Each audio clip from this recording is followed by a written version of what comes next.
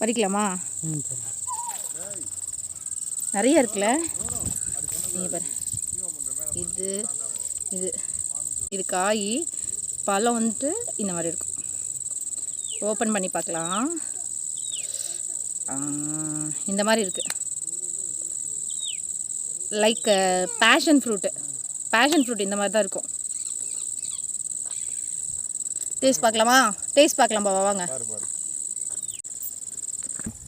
இது என்ன பழம்?